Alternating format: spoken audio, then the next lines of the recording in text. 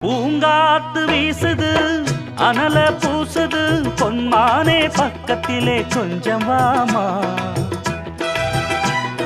தாங்காத ஆசையில் தவிக்கும் வேளையில் தாலாட்டு பாடி கொஞ்சம் கொஞ்சலாமா. சேலை கட்டும் நந்தவனம் நீயா, செம்பருத்தி பூவுக்கு நீ தாயா.